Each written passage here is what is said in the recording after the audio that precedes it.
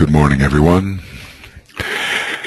May 26th here in Denmark, and welcome webinar attendees from many places. You should be able to see mostly Europe, I think, at this point, because America may be asleep. That's not final, however. We're going to meditate this morning on the summary of the laws of the soul as they are found in a treatise on cosmic fire. You know, the Tibetan put many things in cosmic fire, which he then developed in later books. Some very short sections became entire books, like the Treatise on White Magic, Esoteric Psychology, and a section, well, astrology runs all the way through it, of course. In the book, A Treatise on White Magic, he has a rather long astrological section, which was written well before his esoteric astrology book. So he gave us the essence of the matter, and sometimes it's very good for a summary. Yesterday, during our webinar, we were discussing motion within the causal body, and that's in the latter part of the book, and we will continue some discussion on that and then get into the laws of the soul. There's some fascinating possibilities. I wonder, will we discuss the creative hierarchies this time, or will we leave that for another time? As far as the stanzas of Xian go, which I think the whole book is an interpretation of, we may have to wait for that for another life, I think. But anyway, we can bring it out and see what we can make of it. So anyway, our meditation this morning will be a review of the 7 laws of the soul, and especially 5 of them. And we'll see how we are doing living the energies which are suggested in these laws. So we'll spend a few moments just becoming comfortable, alert, and I apologize ahead of time if I do a fair bit of coughing as this thing is upon me.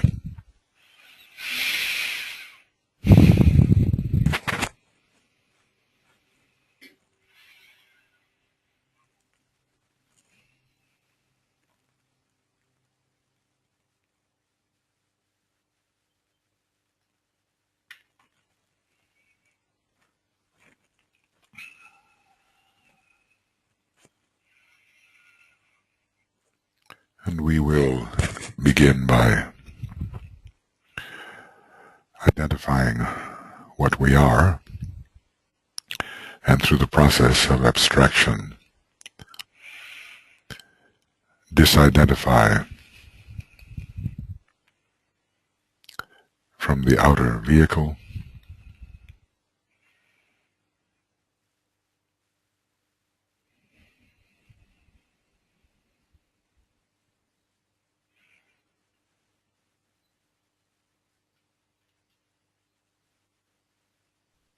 from the sentient vehicle,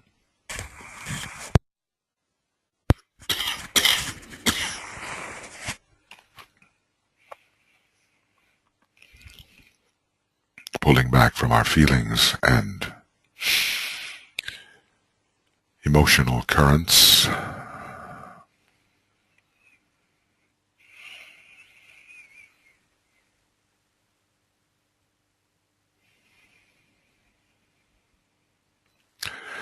pulling back from our customary thoughts and customary mental impulses,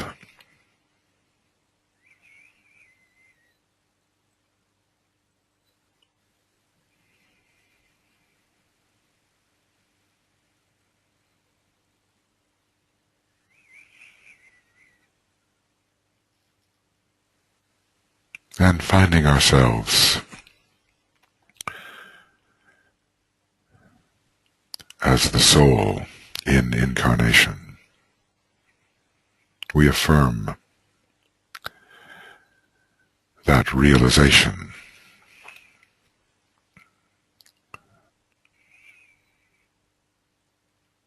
I am the soul in incarnation.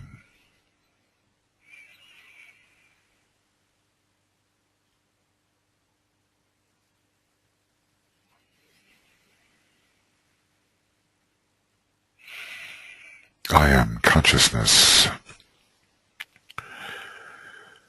presented with those dimensions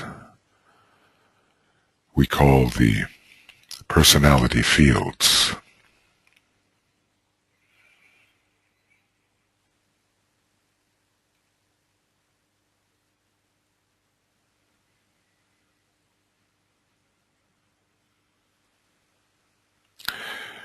But as I withdraw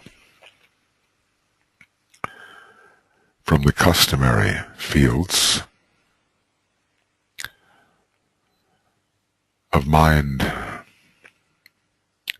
feeling, and vitality body,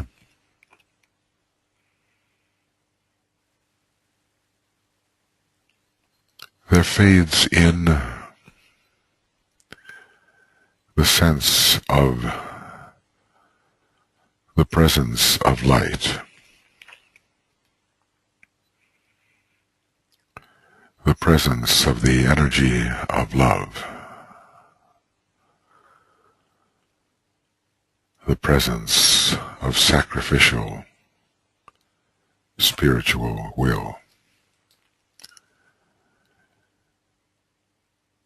And it is as if the point of being consciousness, which I am, is in the presence of those kinds of energies within the soul field.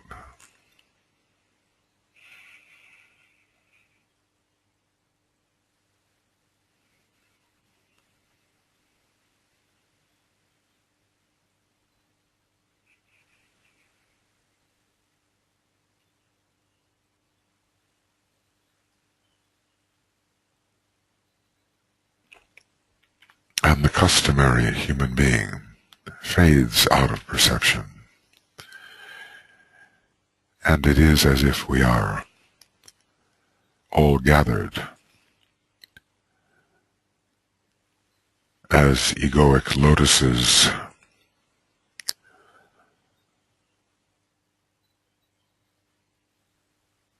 on the higher mental plane.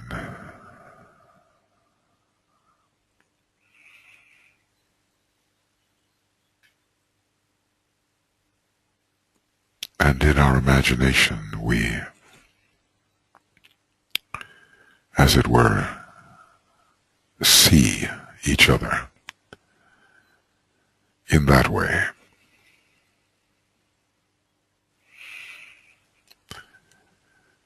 Not as persons, but as embodied consciousnesses on the higher mental plane.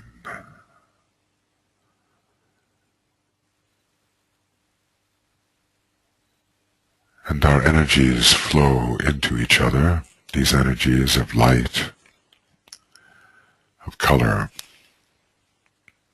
of sound, of love, of power.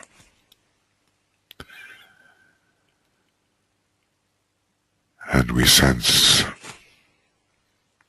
a unity, a perceived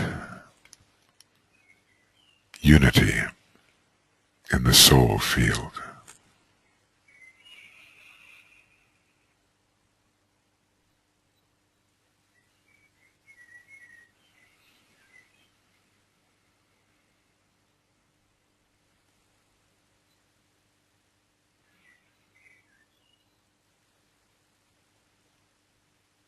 And forming a group soul, a sense of presence with each other, creating an invocative soul field, we reach upward or inward in imagination via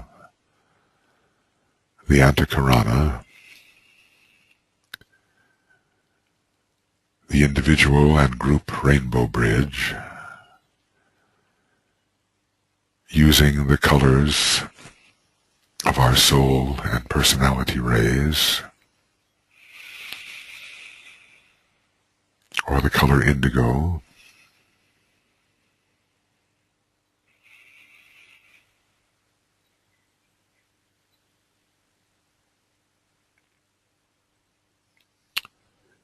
and the cone-like Antakarana, group Antakarana, ends in a point of brilliant blue-white light which we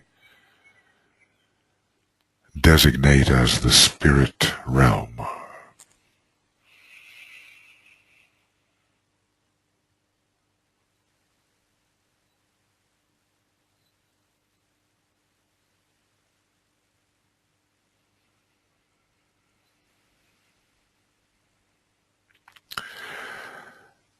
And as we ponder together, it will be under the influence of the mantram, the second ray word of power. I see the greatest light.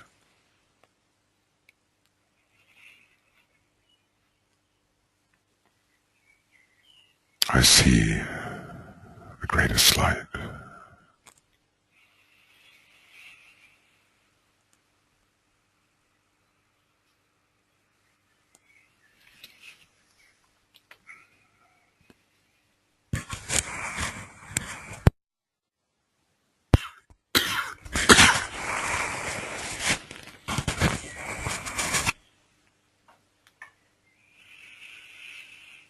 And we are touching the wisdom, the will, the mind. Wisdom, will, and mind of the higher worlds.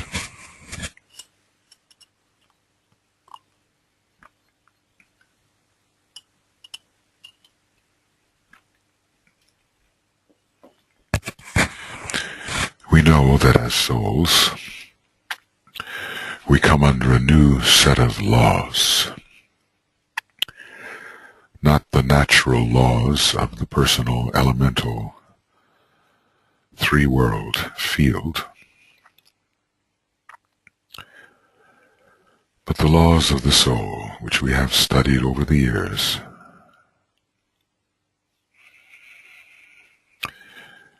And let us review them and how they are being expressed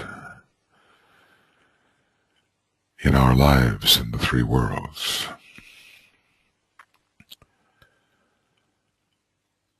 The first is the law of sacrifice,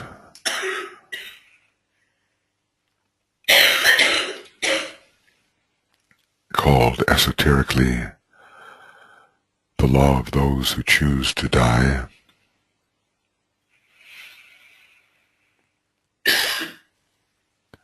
It's a fourth ray law. There is an at-oneing energy displayed through this law. The symbol, a rosy cross with a golden bird hovering above it.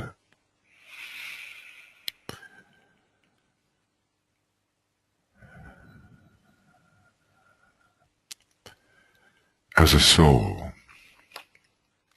examine your personality, expression, and see how and to what extent, in what manner, this law of sacrifice is animating your expression in the three worlds.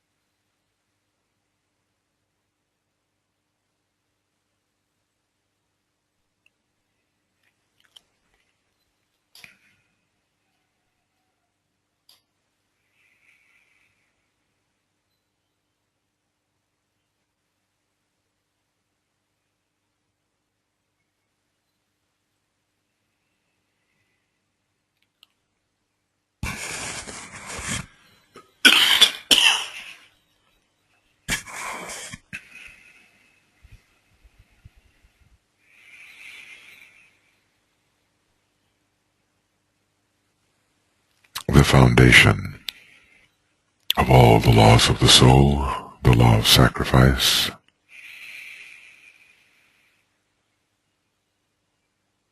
is it really active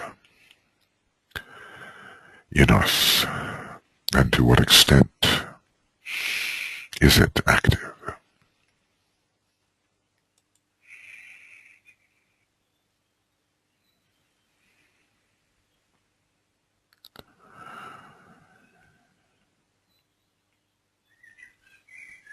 And how could our lives become even more sacrificial in the right sense?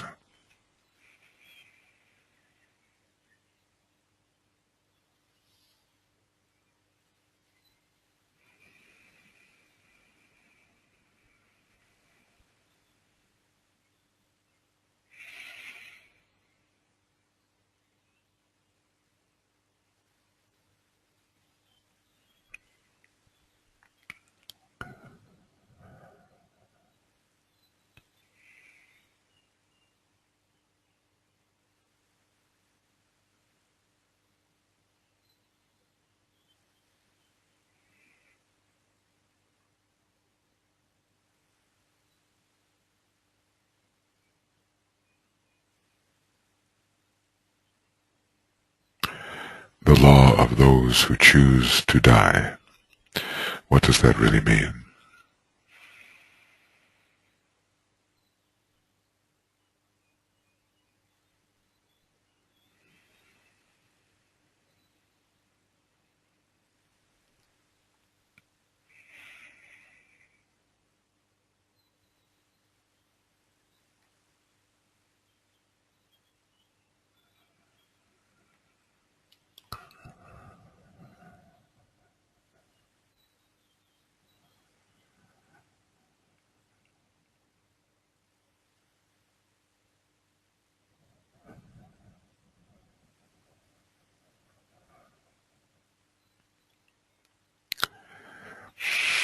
And we will discuss it more fully later today. The second law, the law of magnetic impulse, or the law of polar union. The symbol, two fiery balls and a triangle, its second ray energy, and the power of Libra being expressed, radiatory energy, with the power to manifest this second ray upon the earth,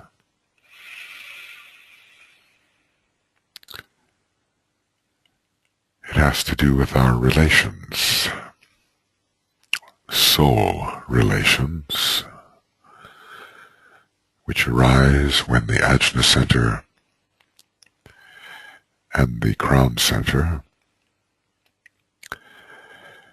and the point within the center of the head, etherically considered, are all related. The marriage of Vulcan and Venus, when we examine our relations, are they soul relations? And how do we know?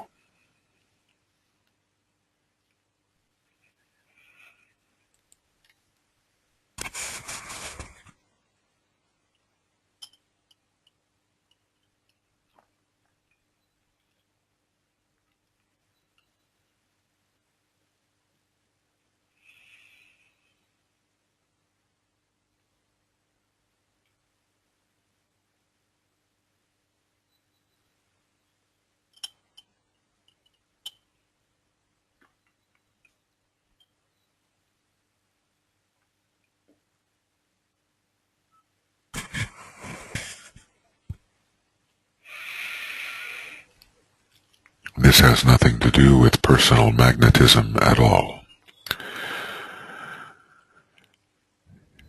It is the relation of egos in the higher sense to each other. So examine the way you relate under Libra in this world. Is the magnetism of the soul that which characterizes your relationships?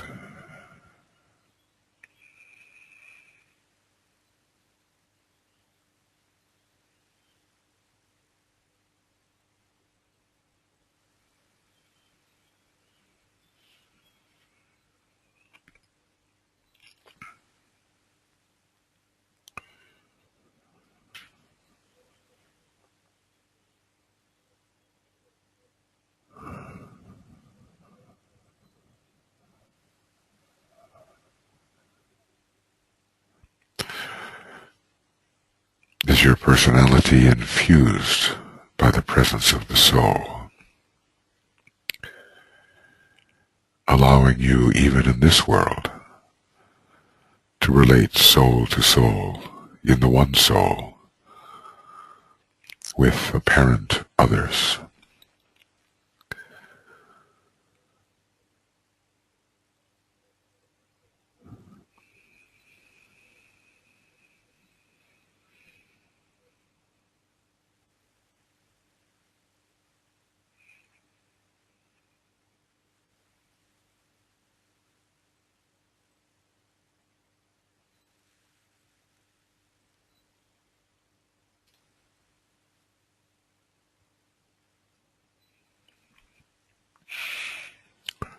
And it certainly requires a spiritual discernment from the third subplane of the mental plane and response to group vibration in order to relate in this second ray manner.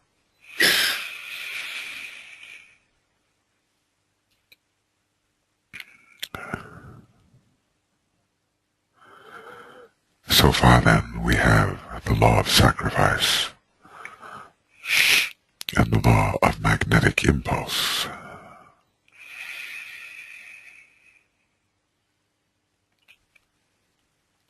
Then the third law. This is the law of service along 7 ray lines which characterize the soul. Esoterically, the law of water and the fishes, a symbol like that of Aquarius but somewhat different, a picture on the head of a man, not on his shoulder. It is outgoing sixth ray energy, and it is the vivifying factor. Presumably, the astral body is motivated by the desire, the aspiration to serve. The law of service. As a soul looking at your personality expression, to what extent are you animated by this law of service? Along what ray line is your service proceeding?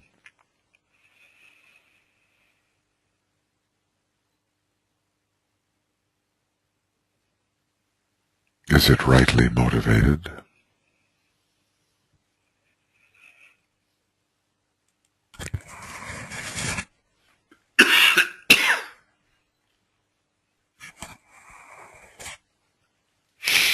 The law of service.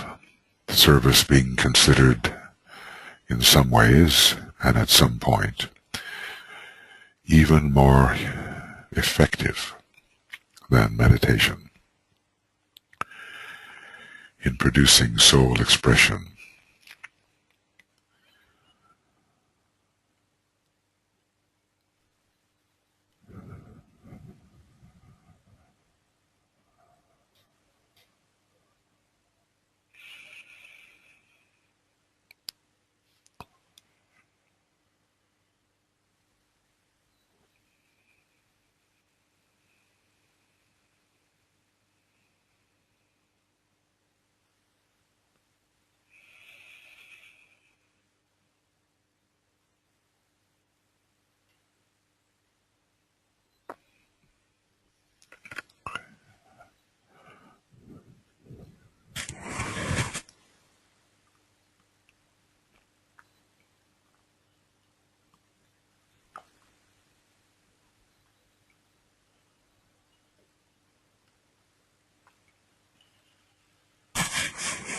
How do we serve? What is our motive for so doing?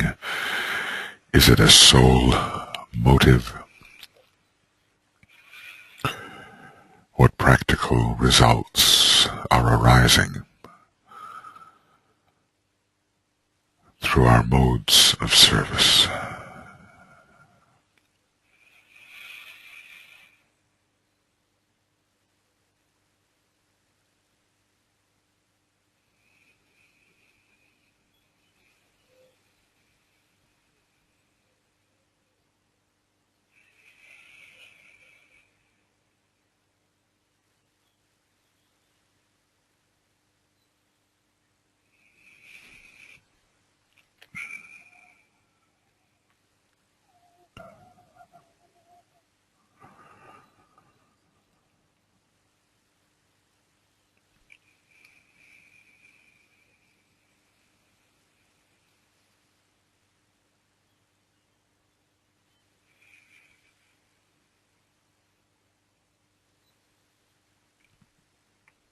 This is a law much associated in this instance with the sign Pisces, just as the law of magnetic impulse with Libra and the law of sacrifice probably with Scorpio.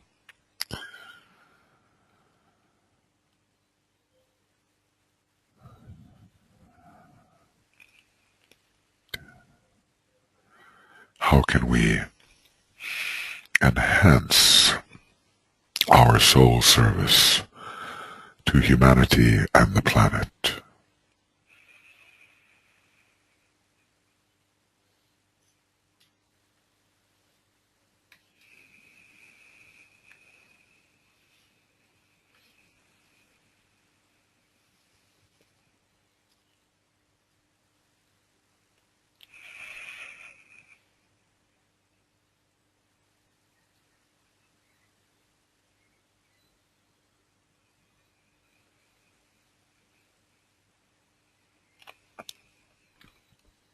the law of service.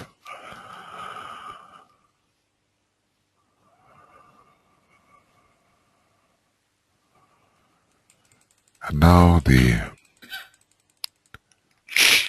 first in a series of soul laws which necessitate contact with the spiritual triad. A rather drastic first-ray law, which is still an aspect, however, of the law of love. It's called the law of repulse. It's interesting that it is the fourth law, associated in some ways with the realization of Buddhic energy, or the energy of love. It's the law of all destroying angels. The symbol, an angel with a flaming sword. It expresses rejecting energy of the first ray. And that energy is a dispersing factor, scattering, dispersing. Just as the second ray gathers all together, so the first ray, in this case, rejects and disperses, the law of repulse.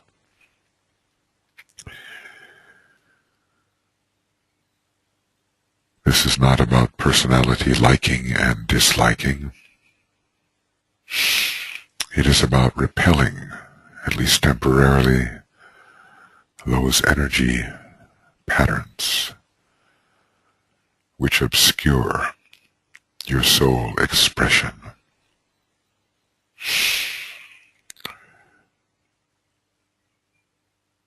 So, what are you repulsing from the soul perspective so that your soul may shine more brightly?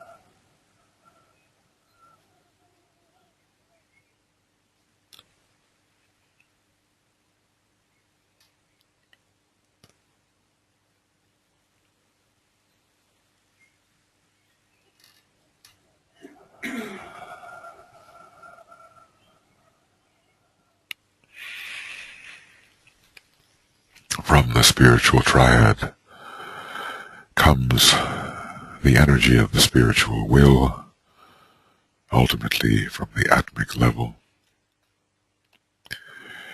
entering the sacrifice petals,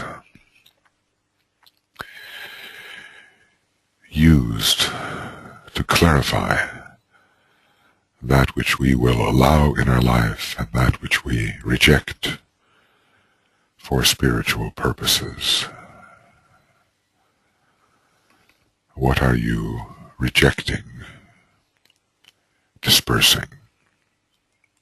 The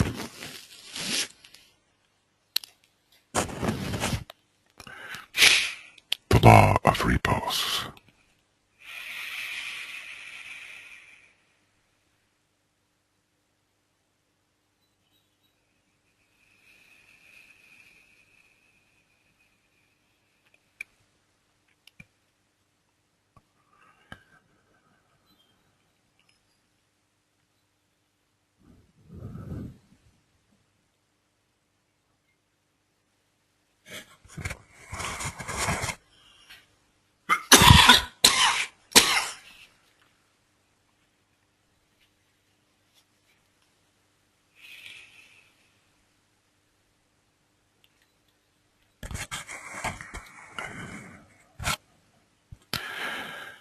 And this is part of the disidentification process,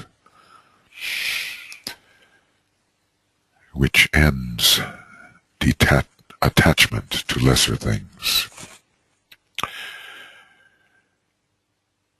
Eventually there will be a reattachment in spirit. But first must come the detachment.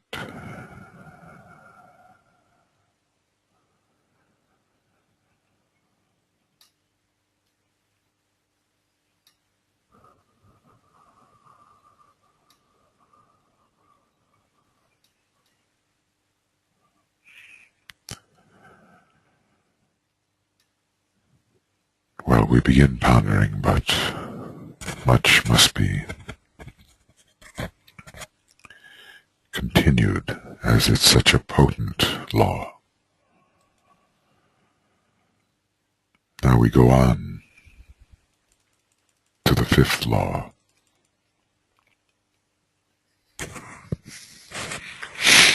This law comes under Capricorn, even though it is called the law of group progress. One might think it is Aquarian.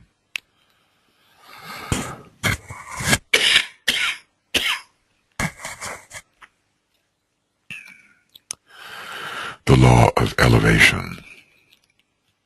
Its symbol, the mountain and the goat. Even in some ways, the unicorn and the mountain. It is progressive energy, expressing the seventh ray, and associated with the evolving factor, the factor of evolution.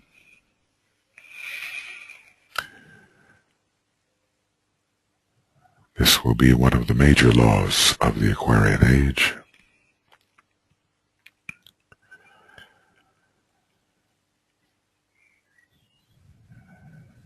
The era of strictly individual progress is over.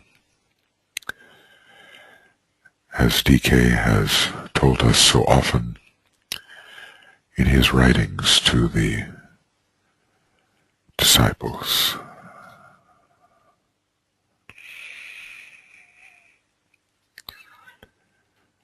We progress as souls together. We rise together.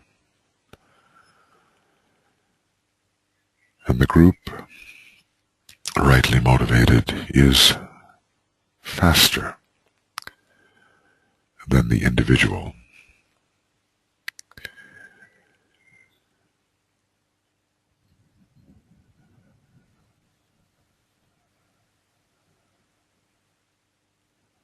In this seventh ray age now dawning, this fifth law will come into prominence, and we have only to read the 14 advanced rules in the rays and the initiations to gain a clearer idea of how this law works.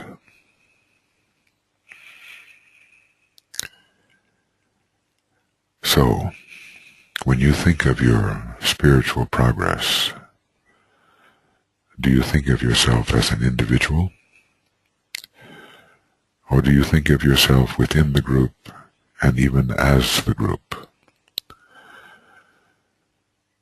progressing as a soul group?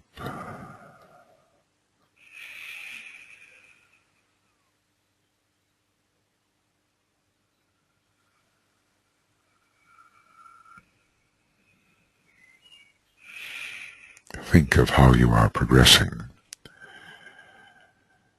and the degree to which it is related to the progress of your group.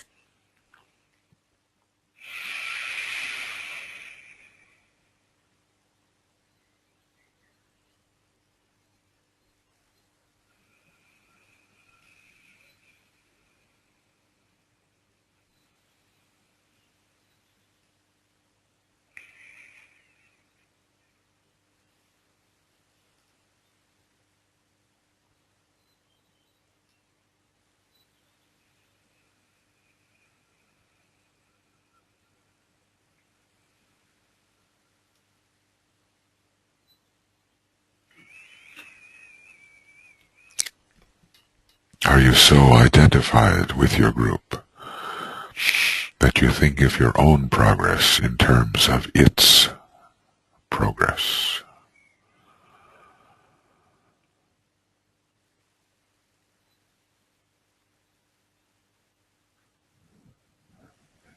And are the groups with which you are closely associated, are they progressing? And if so, how do you know?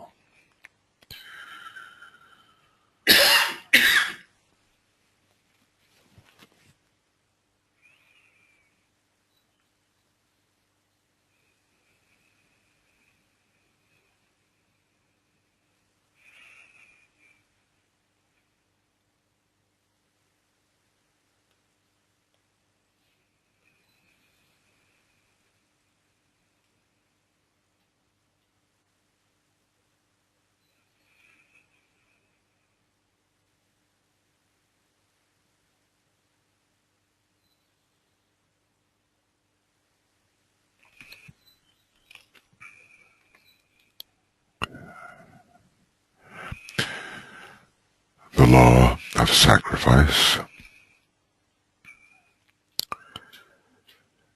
the law of magnetic impulse, the law of service,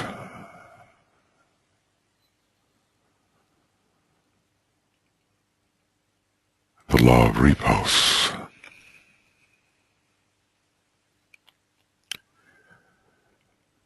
the law of group progress.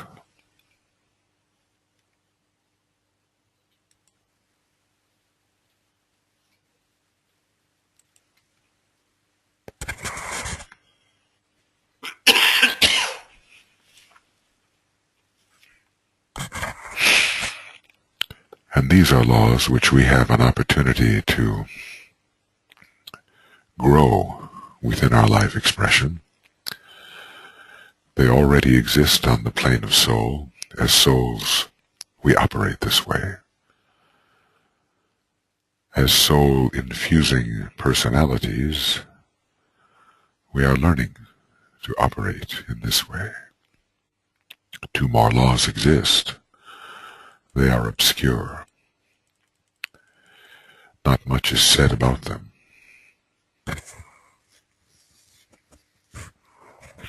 The law of expansive response, which is clearly a triadal law, and its symbol, the flaming rosy sun, its esoteric name not given. It expands within the triad on the third ray. Impersonal adaptivity is its characteristic.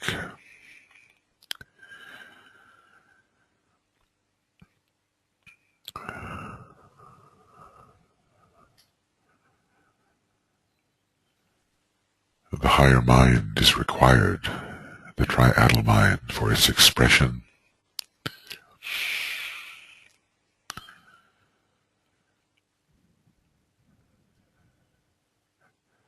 And perhaps it's enough that we know simply that it does exist.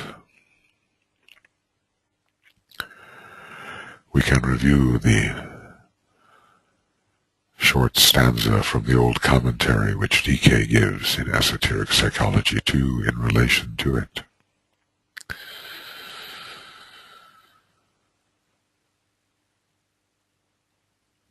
But beyond the causal body, and remembering that the true soul, or the truer soul, is the spiritual triad, we can sense the expansive possibilities that await the liberated consciousness.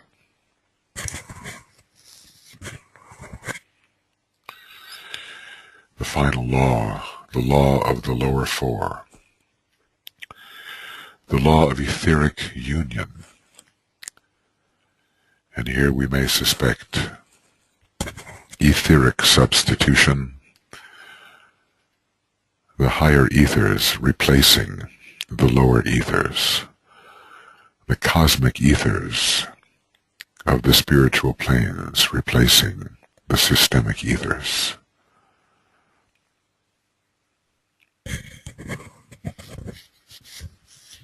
A male and female form are placed back to back. A fourth ray union between the ethers is suggested. But there is fiery energy here. There is Agni, the fifth ray, and the vitalizing of the entire etheric nature. And this is different than the vivifying of the astral vehicle under the law of service.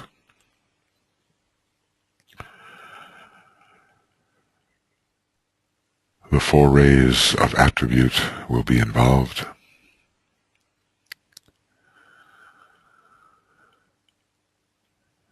And scientifically, and especially during Aquarius with its powerful fifth ray, expression under this law will be offered to some of those who have advanced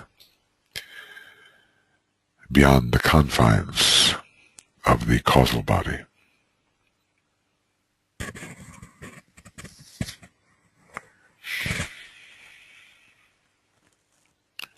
So, are we personalities or are we souls having an experience in the three lower worlds?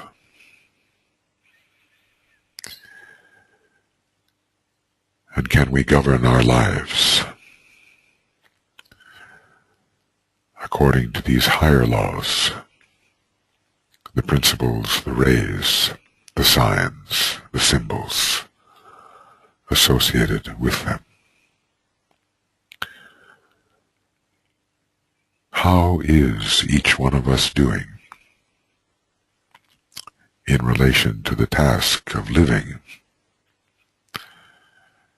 under soul law?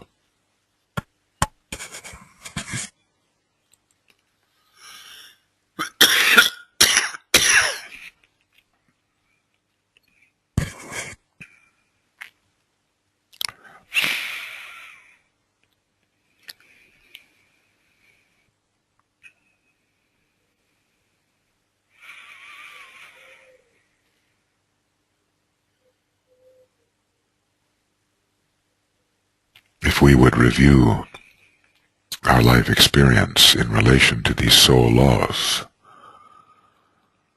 on a daily basis, we might learn a lot about the degree to which we are living the soul-infused life.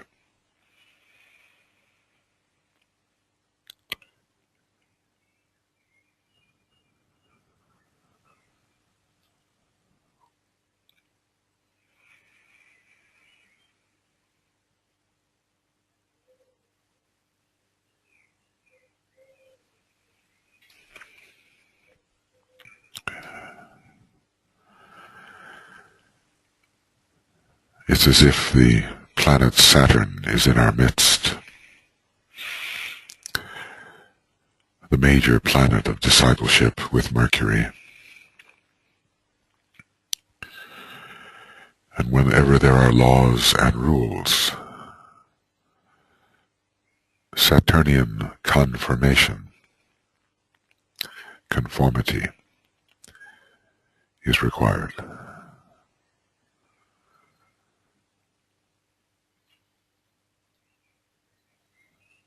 And then there will be freedom from the lower laws of the third aspect and the elemental world.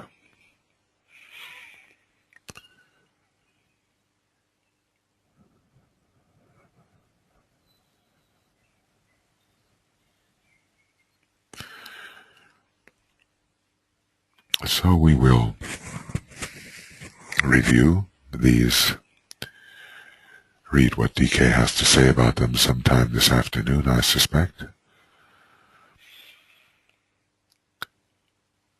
and try to gain an overview about the place of these laws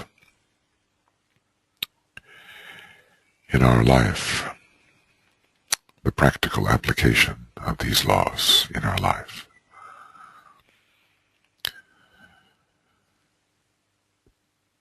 And now we will together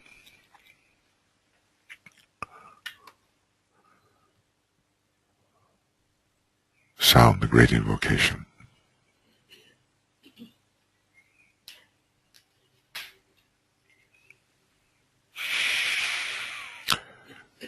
From the point of light within the mind of God, let light stream forth into the minds of men. Let light descend on earth.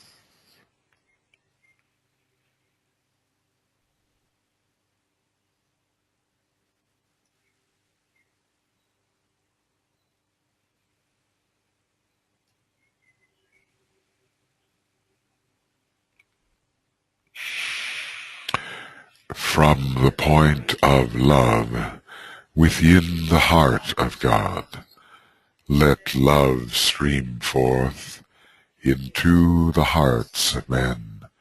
May Christ return to earth.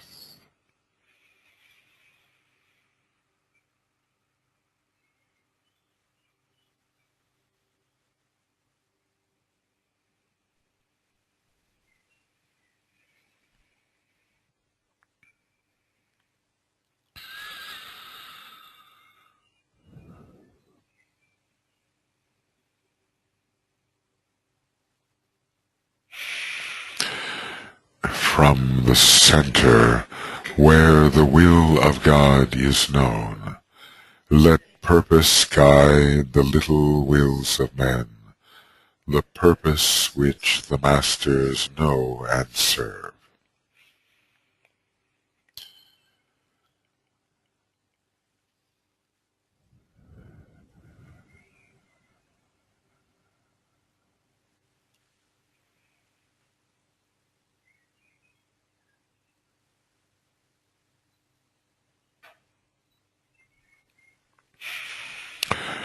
From the center which we call the race of men, let the plan of love and light work out, and may it seal the door where evil dwells.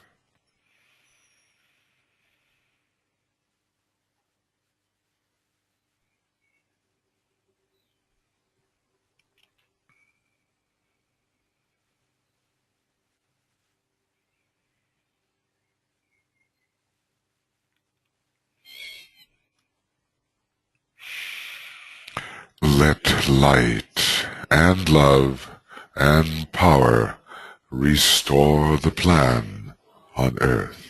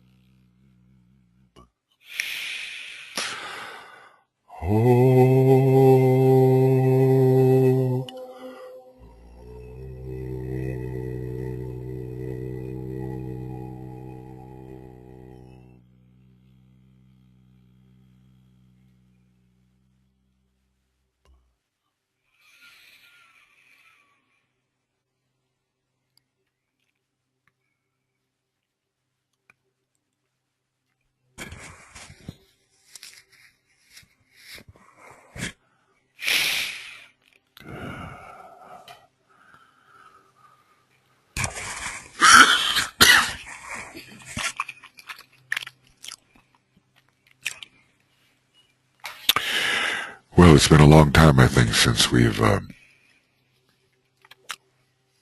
studied these laws. Some of us began in the esoteric psychology class years ago with that book where he expanded upon the laws.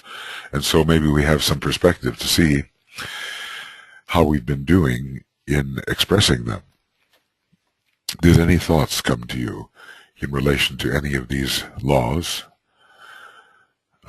their nature, the sense of expression in your life, whether some are easier to express than others at our particular stage of development or with the rays we may have? Eventually, they all have to be expressed. Any thoughts?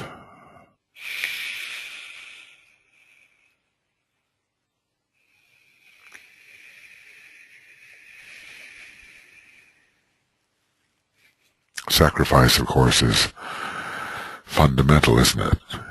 It seems to be part of every one of them. This ability to bridge under the fourth ray between the world of the soul, for which there is no real attachment, to the elemental worlds. And that bridging extends into our personal consciousness. So we have, we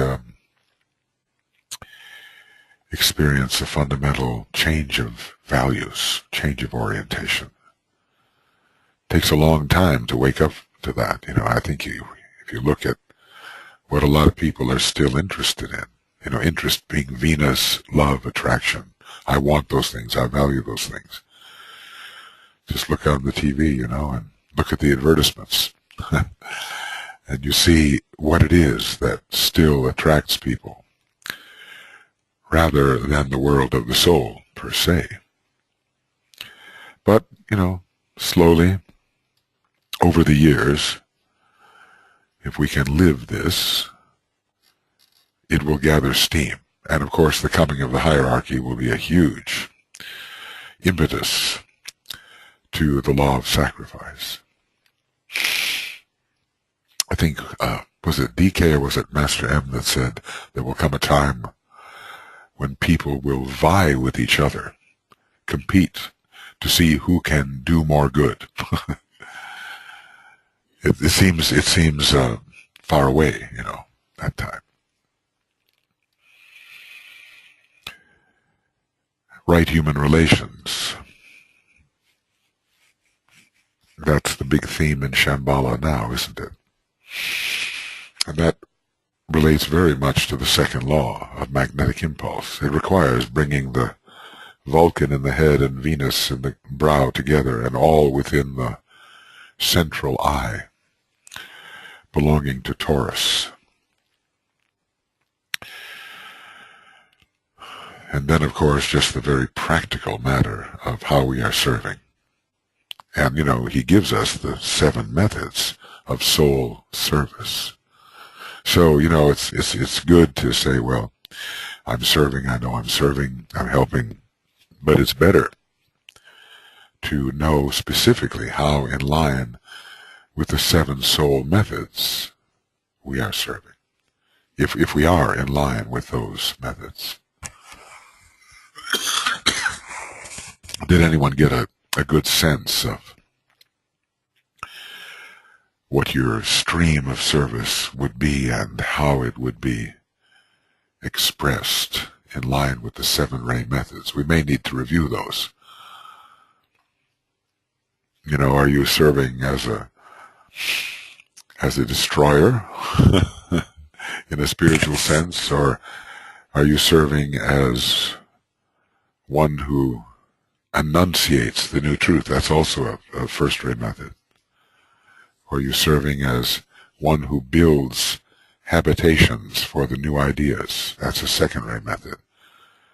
Or are you adapting through the voice, sharpening the intellect of those you serve so they can understand the ideas through the mind, because the intuition is not yet working for them? That's the third-ray method. Or are you harmonizing the old and the new like the new group of world servers does. That's the fourth ray method. The fifth ray group is going to be very interesting because they are going to prove the fact of reincarnation. So fifth ray, seventh ray, first ray groups will work together on that. You may remember under the law of service, TK gives 7 methods. And the sixth ray types inspire towards a higher ideal, and the seventh ray types organize it all, lend their powers to the consummation of the other methods. Somewhere, when you're thinking about how you serve, you fit along one of those lines. You know, and it's good to know more specifically, you know, is it the political line where the principles are being asserted? Is it the teaching line? Is it the creative, evolutionary, manipulating line? Those are the major 3. Anyway, in reviewing the laws of the soul, even in this brief meditation, I thought, how often do I really think about this as I'm living my day? These laws. How well am I conforming to these laws? And wouldn't I do better if I had them in mind? You know, certain things have to be held in mind, obviously. That's what the teaching's all about, right? So we've got all these laws and rules, don't we? Goodness. 14 rules for applicants, 14 rules for groups, 15 rules for magicians, 7 laws of the soul, you know. We've got all of this that we have to hold in our consciousness.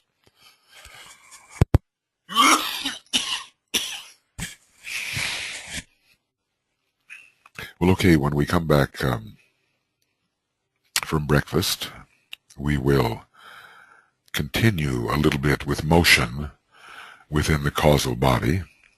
There's a bit more to do. The last part of the book is very rich, really. Well, it all is. But he deals, you know the organization of the book, how he goes. He starts with the matter aspect, the third aspect. Then the lion's share of the book is given to the soul aspect. And then at the very end, a little bit about the spirit. Because we're not quite there yet, you know. Any questions?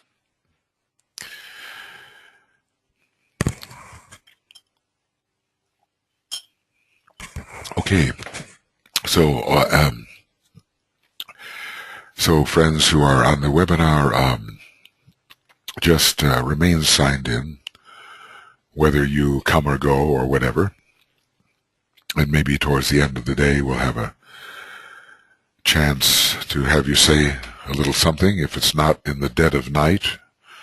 Of course, if you're still there in the dead of night, you'll probably prove you have either the first or the sixth ray.